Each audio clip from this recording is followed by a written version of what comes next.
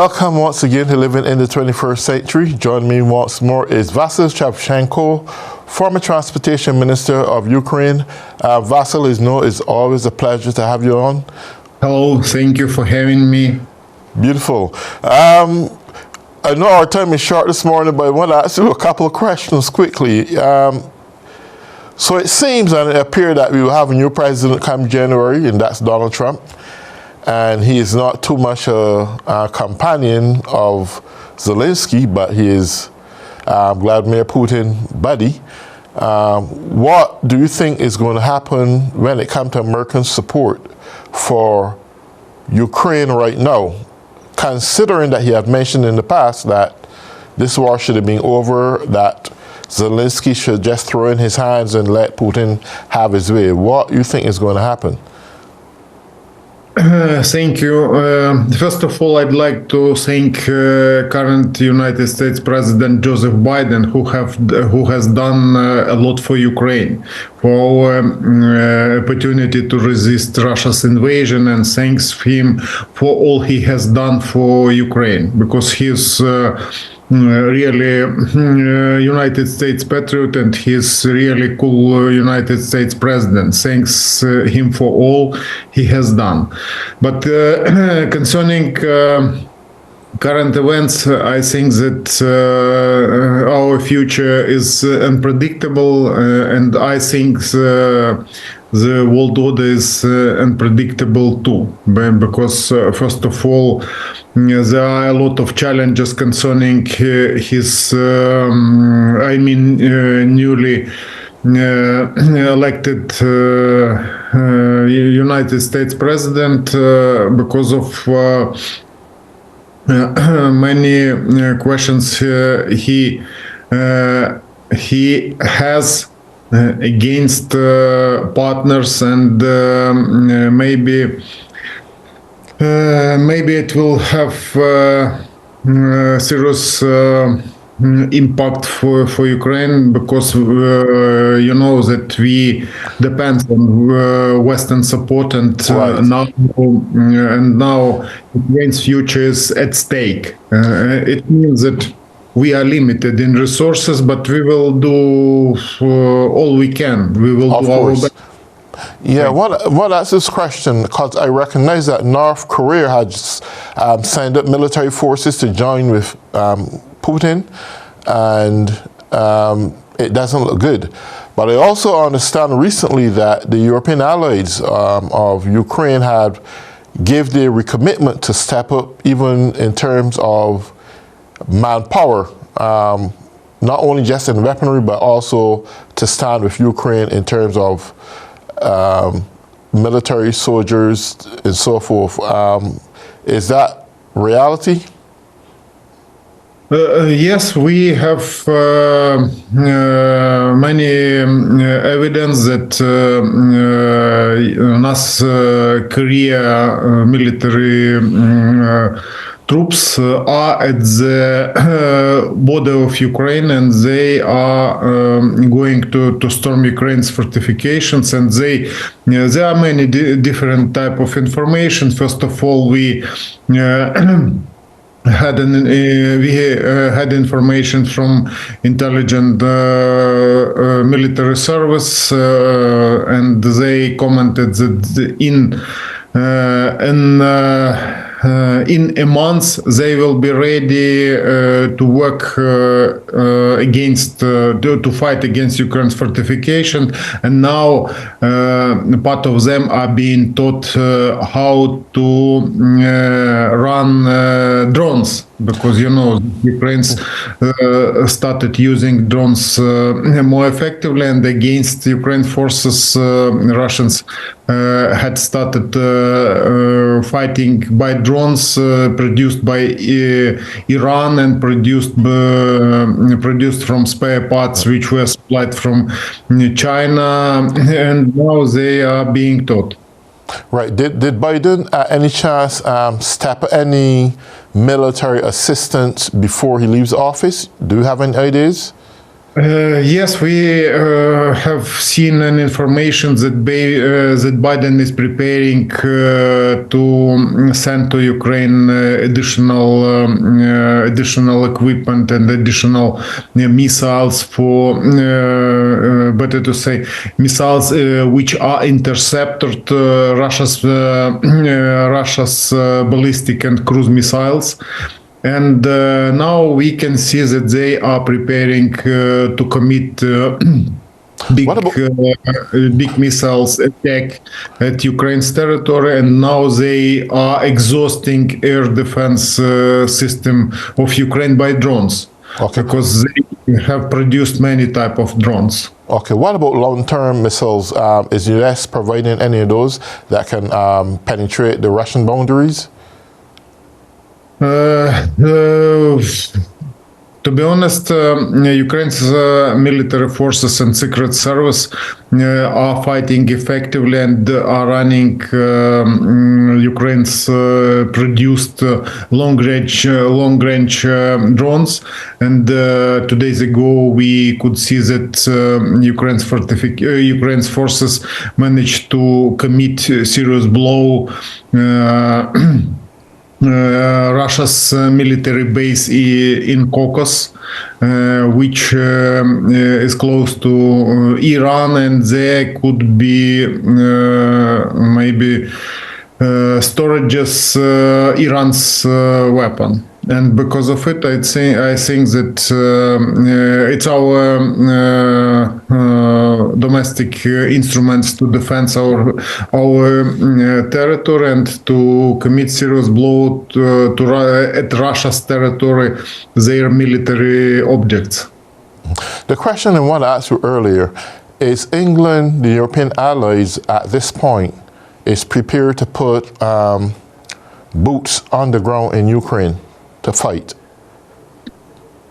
But we have had many rumors about it, but we can say that in Ukraine are fighting volunteers from different countries, because we have international legion. And they can join to this legion, but we haven't had confirmed country's decision concerning sending to Ukraine military forces, because we could see that North Korea confirmed that they sent their military units to fight at Ukraine according to the agreement. Ukraine has agreement with many countries, but it's a little bit different type of agreement to support us, but not military. Direct military sending military troops, and because of it, I'm not sure that they will be ready to send, because it will have feedback in their countries, and around Europe there are many election campaign, and as the usual, sending military forces it's isn't popular action for officials. I want to ask you this other question. President-elect Donald J. Trump had once decided that he have dictatorial standards, that he would be a dictator if he have to. And he strongly support Vladimir Putin. He strongly support North Korea, China. He idolizes dictators. He wants to become a dictator. Do you see this kind of ambition between this new world, and we have Vladimir Putin talking about one world order, right? With this kind of desire that is starting to come together, how do you see democracies in democratic societies functioning today? Do you think this is going to have an impact on the world going forward in the future? America, the great democratic nation that we once know, have a leader who have strong dictatorship standards, ideologies, and philosophies and concepts. What do you think that is spelling for the free world?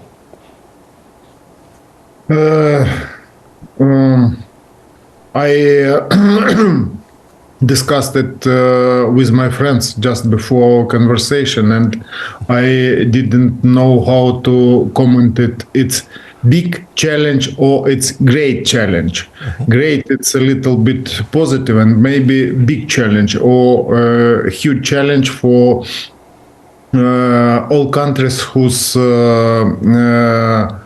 belong to Western countries and who belong to NATO bloc, to belong to Grade 7 and developed countries. Determination. And now I can say that we have heard many his opinion about the line of questions, but nobody know how he will react for it. We know that he is committed the idea to establish peace, to stop wars, and to start negotiations, and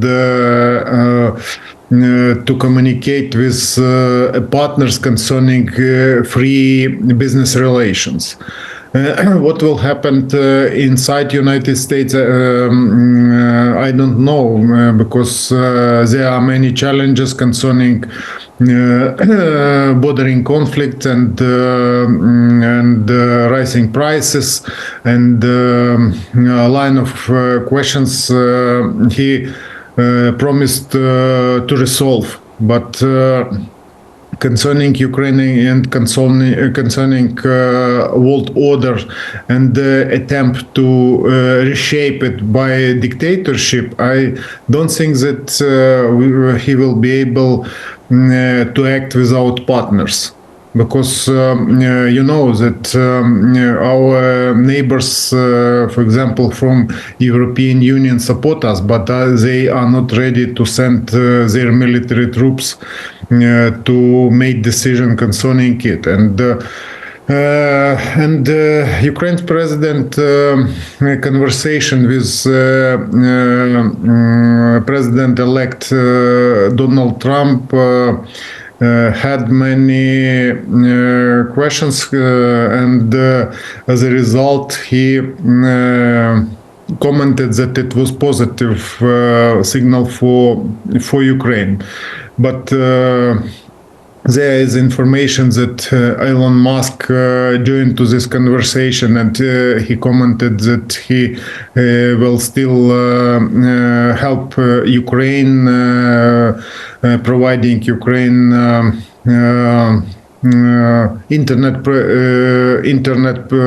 producing systems which are being used at the battle line and are being used in the places where it's impossible to install internet another ways. And I don't know how it will look in the nearest future, because now we depends on current president, and 2 months we will try to cooperate with him. And absolutely, yes, yeah. And America. Well, sorry for cutting you, Vasil. Down to the last few seconds, actually. But we'll get back in touch on this conversation pretty soon, next couple of weeks. And until then, take good care of yourself. And here on the second half of Living in the 21st Century, joining me now is Maxim Yali, Professor of National Aviation University of Ukraine. Maxim, it's always a pleasure to have you. Me too. Hello. Yeah, I really want to touch base with you urgently because we saw what the election results was all about. We know that Donald Trump is not a partner of Ukraine. I don't think he really cares, but I recognize that he will be president soon. And what does that put Ukraine? Since he idolizes Vladimir Putin so much, what you think Ukraine is going to stand when it comes to support? Well, actually, we expected this variant, unlike 2016, when Donald Trump won for the first time presidency after Barack Obama's legacy. That was indeed for us, I mean, all in Ukraine, big surprise and expectations negative, actually. But because you remember that time there was also investigation about the times of Trump with Kremlin. Then appeared investigation of Steele, ex-intelligence service, about so-called, I would say, entertainments of Trump in St. Petersburg, etc., etc. But we are more experienced, and I would say this time, and we know what to expect.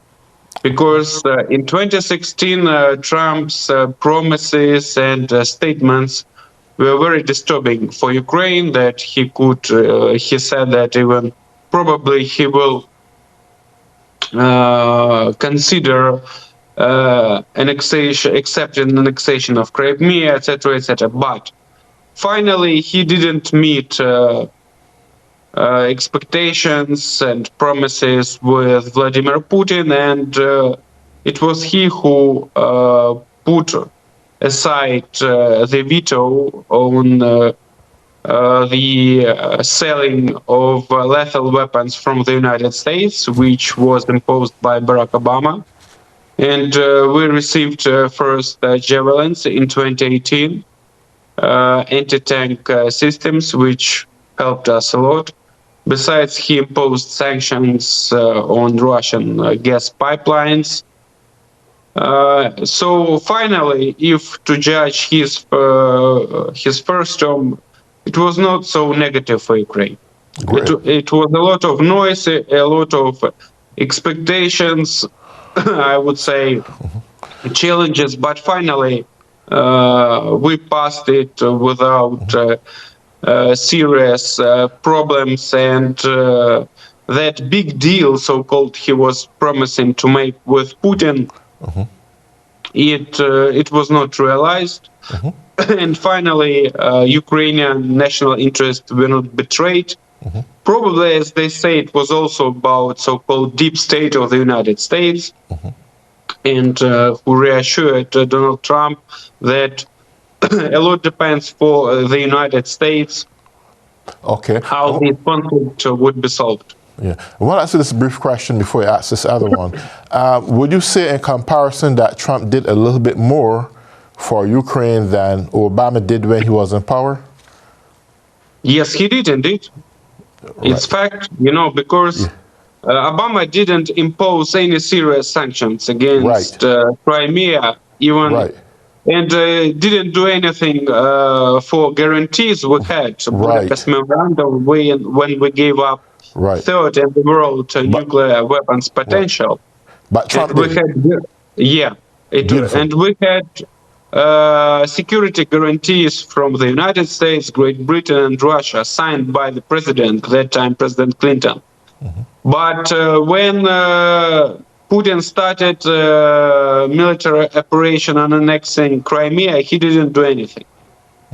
And besides, because of weak reaction, I'm sure, it was a lot of done, and that Putin decided to go on, and he started military aggression against Ukraine in Donbass. So I suppose, yes, we, in fact, if we just take some facts here, so Donald Trump did more than Barack Obama. He gave us weapons in import. Yeah. But that's a good thing. I like to be fair and just in everything I ask, because I understood that there were moments when President Biden at that time, who was his vice president, had urged Obama to do something for the Ukraine, and he stood by and he did nothing.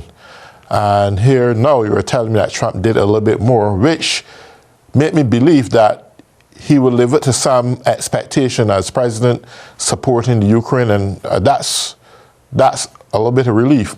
However, on the other hand, though, is the European allies made any more recommitments in terms of putting boots on the ground? Because I heard that North Korea has signed up some troops to fight on behalf of Russia. Is there any physical support that you're getting from the European allies right now, besides military? Well, European countries mostly, except Hungary, maybe, and Slovakia, because their leaders, prime ministers, Mr. Fico and Mr. Orban, the prime minister of Hungary. So we're number one fans of Donald Trump in EU, and actually they were the only heads of states which blocked any support to Ukraine, didn't give any military support to Ukraine, and were standing for and still standing for the beginning of peace talks and ceasefire without any conditions for Russia. So I guess they're in despair. You see the results in Germany also. Coalition broke down.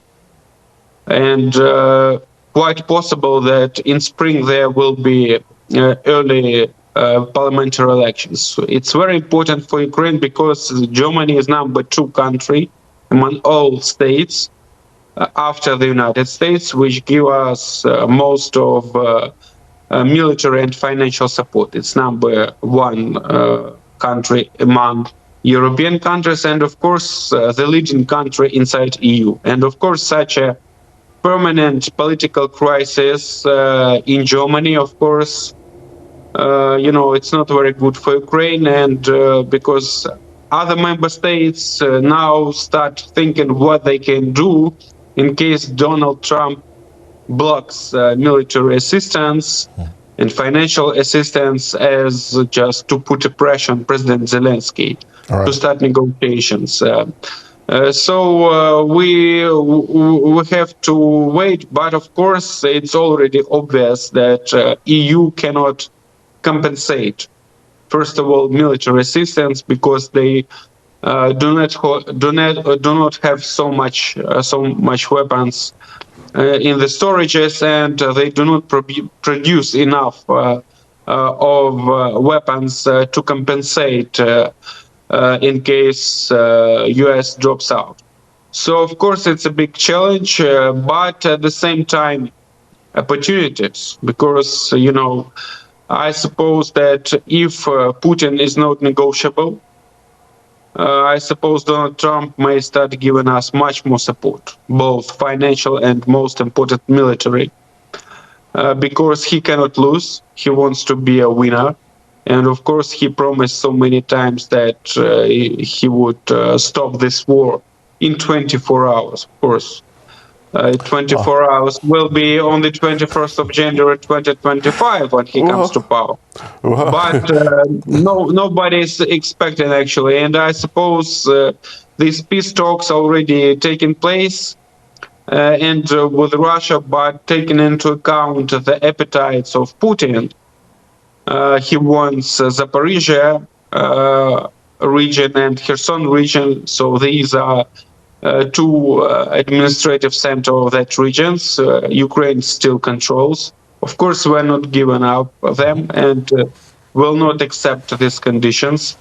But if he insists on his conditions, I suppose these negotiations will not be over, will not finish in any success. And I suppose these are variants we're facing now. And of course, as I have mentioned, actually, both EU and Ukraine started preparing for the possible victory of Donald Trump beforehand. That's why EU countries started giving us much more financial and military support in this year, because for half a year, American assistance was blocked in the Congress, and we faced a serious shortage of ammunition, shells, first of all, and we already started thinking about Plan A, Plan B. But of course, it's a big challenge anyway. both Okay. for Ukraine and Europe. Okay. Is there any, at these last moments for Joe Biden, I don't know for a fact, but is there any step up in trying to give as much support as he can before he leaves the office? I'll repeat that question. Did Joe Biden in any form give more support to Ukraine, assistance, before he leaves the office?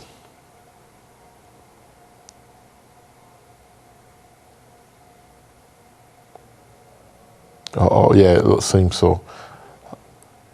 Yeah. Okay. Okay. Okay. Yeah, Maxim. This last Yeah. question I have for you: Did Joe Yeah, Biden? Did Joe? Yes, of course. Mostly wanted, I would say, in short-term perspective, and the permission we are waiting already for a long time from President Biden is to allow us to shut down military targets in depth of Russian territory with long-range missiles.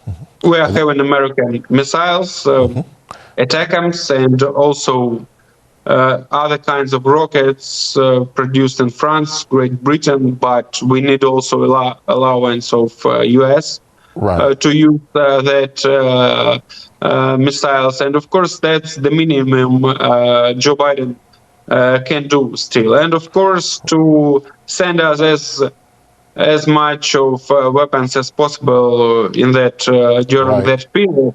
6 billion are still left from previous year, by the way. We haven't used even amount from that 61 billion